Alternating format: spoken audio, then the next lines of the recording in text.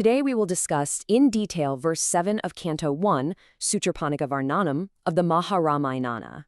We're going to treat this session like a traditional Gurukul, unlocking the ancient secrets of the Yoga Vashistha together. It's an incredible journey, and I can't wait to dive right in. What we are looking at here is the authentic title page of the Srimad Valmiki Maharshi Pranita Yoga Vashistha, the very root of our study today. You know, when we approach a text of this magnitude, we absolutely have to go straight to the source, grounding ourselves in the original manuscript. Just like a guru preparing to teach an eager disciple, we begin with a deep sense of reverence for the thousands of years of wisdom encapsulated right here in these pages. This isn't just literature, folks. It's quite literally a manual for human consciousness. So here's our game plan for today. First, we'll decode the literal meaning, then look at the narrative context, and plunge straight into the Vedantic philosophy. After that, we'll bridge those ancient ideas with modern science, wrap it up with some highly practical life applications, and end with a quick summary. Let's get right to it. Section 1, the literal translation. The Sanskrit language itself contains absolutely beautiful layers of psychological meaning, so we really need to build a solid foundation right from the pure source material. This is an actual excerpt from page 4 of the manuscript, from the Veda Prakaranam, right at the beginning of the text, often referred to as Sutra Patsanika Varnanam, Sarga 1. As you can see, having the original Sanskrit structure alongside the scholarly commentary perfectly sets the stage for the entire philosophical debate of the Maharamayana. Let's absorb the original verse. Listen carefully to the rhythm and the structure here. Ubhabhyamiva pakshabhyam, yata he pakshanam gatihi. Tateva jnana karmabhyam jayate paramam param. 7. Even if you don't speak a word of Sanskrit, the symmetry of the verse is just palpable, isn't it? The first line sets up this brilliant visual metaphor, and the second line delivers the philosophical absolute. Okay, let's break down the literal English translation with a quick look at the etymology. Ubhabhyam simply means by both. Pakshabhyam means by wings. Yata is just as. Ke translates to in the sky, and pakshinam gati means the movement or flight of birds. So that first half literally reads, just as the flight of birds in the sky is by means of both wings. Now for the second half. Tataiva means similarly. Jnana karmabhyam is a fascinating compound word, meaning by knowledge and action. Jayate means is born or is attained. And finally, paramampadam refers to the supreme state. Put it all together and we get, just as the flight of birds in the sky is achieved by means of both wings, similarly, the supreme state of liberation is attained through both knowledge and action. It's breathtakingly simple, yet infinitely deep. Section 2, narrative and story context. You know, a true guru never just shouts wisdom into a void. There's always a dialogue, an eager seeker, and a very specific context that brings the teaching to life. Picture the setting, an ancient, peaceful hermitage. A seeker named Sutikshna approaches the great sage Augusta with a burning question. He asks, O sage, which is the singular cause of liberation, renunciation of action, or the performance of duty? Sutikshna wants an easy, one-sided answer, right? He wants it black and white. But knowing the trap of this kind of binary thinking, sage Augusta replies with verse 7, completely dismantling the question with that brilliant metaphor of the bird. Moving into section 3. Spiritual and philosophical significance. We're going to peel back the layers of this narrative to reveal the deep Vedantic meaning hidden right inside Sage Augusta's reply. To really grasp the philosophy here, we absolutely have to define the primary goal. Paramam padam.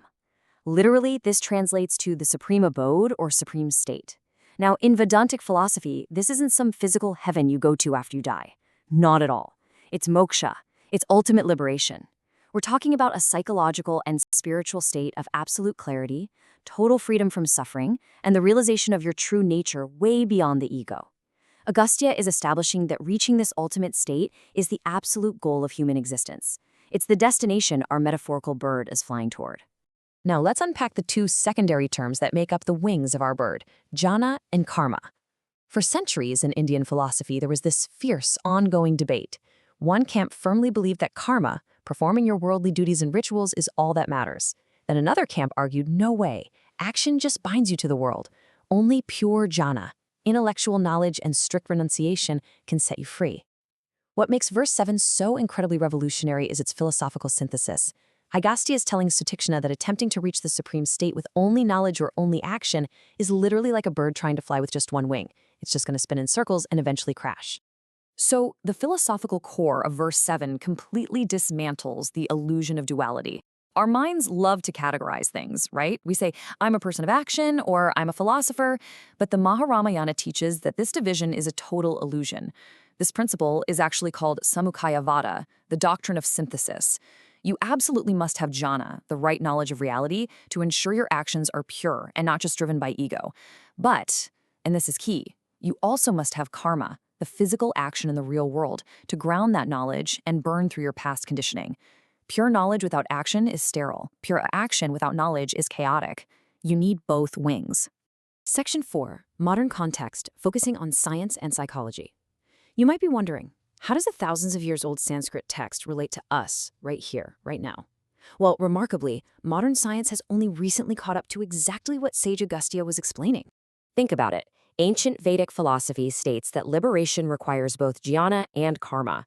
Now, look at the gold standard of modern psychology, cognitive behavioral therapy, or CBT. In CBT, the cognition aspect perfectly mirrors jnana. It's the deep understanding of your thought patterns, logically restructuring your beliefs, and really learning why you feel a certain way. But psychologists know for a fact that just understanding your trauma doesn't magically fix it. You need the behavior aspect too, which perfectly mirrors karma. You actually have to actively go out, do things differently, face your fears, and physically change your habits. Cognition and behavior, knowledge and action. They are literally the two wings of the same bird flying toward mental well-being.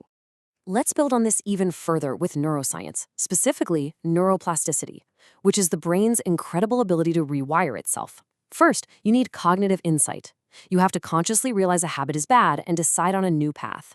That's your jnana wing. It provides the map. But guess what? The neural pathways do not physically change until you execute behavioral activation. You have to repeatedly perform the new action over and over. That's your karma wing, providing the physical momentum. If you only have insight, well, you just have an unapplied theory. If you only act without insight, you're just blindly repeating old habits. Sage Agastya's metaphor of the bird is quite literally a perfectly accurate description of how the human nervous system achieves transformation. Section 5, Practical Applications in Life. We've traversed all the way from ancient Sanskrit to modern neuroscience. Now the big question, how do we actually take verse 7 and apply it to our Monday mornings? Let's look at some point-wise, life-useful teachings derived directly from this verse. First, practice daily mindfulness of this concept by auditing your own wings. Look honestly at your life. Are you someone who reads endless self-help books, gathers all this jnana, but your life never actually changes? You've got an overgrown right wing and a shriveled left wing. Or maybe you're a total workaholic, constantly taking karma action, always stressed and busy, but never pausing for psychological detachment or to seek higher knowledge. If so, you're just spinning in circles. Second, practice focused awareness to implement informed action. Before you act at your job or in your relationships, take a second to attach that jnana wing. Ask yourself, what is the true purpose of this action? And finally, ground your knowledge. If you learn a new spiritual or scientific truth, you must immediately give it a karma wing. Put it into physical practice that very same day. When you balance those wings, your flight toward your own highest potential becomes truly effortless. Section 6, Conclusion and Next Steps. We've just extracted an entire comprehensive manual for balance from a single verse. Let's take a moment to solidify this knowledge.